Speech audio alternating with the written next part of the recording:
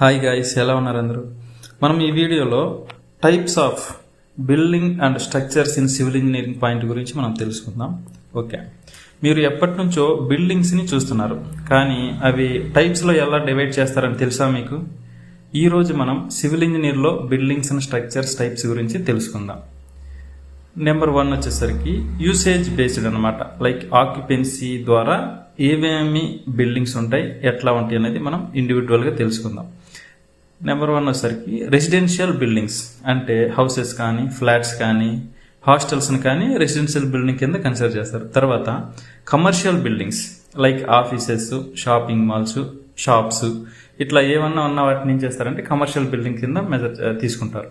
తర్వాత industrial buildings, factories కానీ godowns కానీ ఏదైనా సరే, ఏదైనా ఫ్యాక్టరీ, ఏదైనా మ్యానుఫ్యాక్చర్ యూనిట్కి సంబంధించిన బిల్డింగ్స్ కానీ అవి ఇండస్ట్రియల్ బిల్డింగ్స్ కింద వస్తాయి అన్నమాట. తర్వాత ఇన్స్టిట్యూషనల్ బిల్డింగ్స్లో మనకి స్కూల్స్, హాస్పిటల్స్, కాలేజెస్ కూడా వస్తాయి అన్నమాట. తర్వాత అసెంబ్లీ బిల్డింగ్స్ వచ్చేసరికి లైక్ థియేటర్స్ కానీ, స్టేడియంస్ కానీ, కమ్యూనిటీ హాల్స్ కానీ, ఇవన్నీ అసెంబ్లీ బిల్డింగ్స్లోకి వస్తాయి. స్టోరేజ్ బిల్డింగ్స్ వచ్చేలో కోల్డ్ స్టోరేజ్, గోడౌన్స్, ఇవి ఏమన్నా కానీ లైక్ మిర్చి యార్డ్స్లో కానీ అవి స్టోరేజ్ చేయడానికి ఏ విధంగా బిల్డింగ్స్ కడతాం వాటిని స్టోరేజ్ బిల్డింగ్స్ అంటారు. తర్వాత హజార్డస్ బిల్డింగ్స్, ఫైర్ వర్క్స్ కానీ కెమికల్ ప్లాంట్స్ లాంటి ప్రమాదమైన స్థలాలు కూడా మనకి హజార్డస్ బిల్డింగ్లోకి వస్తాయి. తర్వాత లోడ్ ట్రాన్స్ఫర్ సిస్టమ్ బేస్. ఒక లోడ్ ట్రాన్స్ఫర్ అంటే లైక్ బేరింగ్ స్ట్రక్చర్స్ ఎక్కువగా లోడ్ వాల్స్ మీద ఉంటుందా లేదా బీమ్స్ మీద ఉంటుందా, వాటిని ఏ విధంగా డివైడ్ చేస్తారు. నెంబర్ 1 పాయింట్ వచ్చేసరికి లోడ్ బేరింగ్ స్ట్రక్చర్స్. ఎక్కువగా లోడ్ని వాల్స్ మీద ట్రాన్స్ఫర్ చేస్తారు. వాల్స్ మీద ఏదైతే లోడ్ మనకి ట్రాన్స్ఫర్ అవుతుందో దాన్ని లోడ్ బేరింగ్ స్ట్రక్చర్స్ అంటారు. తర్వాత framed structures.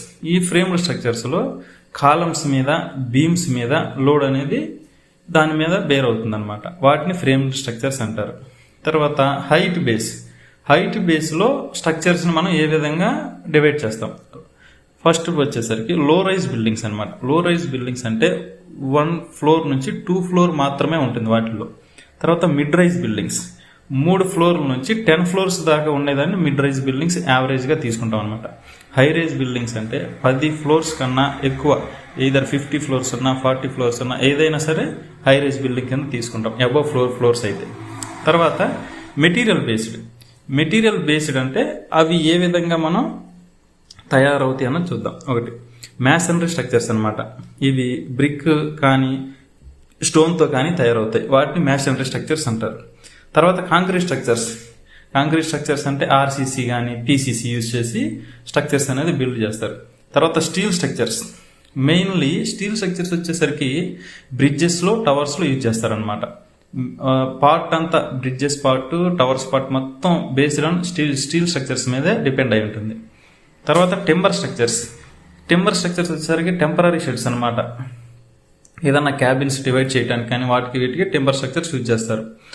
Types of civil structures బిల్డింగ్స్తో పాటు సివిల్ ఇంజనీర్స్ ఇంకా చాలా వరకు స్ట్రక్చర్స్ని డిజైన్ చేస్తారు. అవి ఏంటంటే బ్రిడ్జెస్ కానీ, డ్యామ్స్ కానీ, towers, tunnels, flyovers, retaining walls, roads and highways, ఇవన్నీ కూడా సివిల్ ఇంజనీరు స్ట్రక్చర్స్ని డిజైన్ చేస్తారనమాట. చిన్న ఇల్లు నుంచి స్కై స్క్రాపర్స్ వరకు మనం చూస్తున్న ప్రతి కన్స్ట్రక్షన్లో సివిల్ ఇంజనీర్స్ ప్రాముఖ్యం అనేది మెయిన్గా ఉంటుంది. Okay, thank you. Learn civil like a pro. Follow beam to build. Content నచ్చితే like and subscribe and share. Thank you.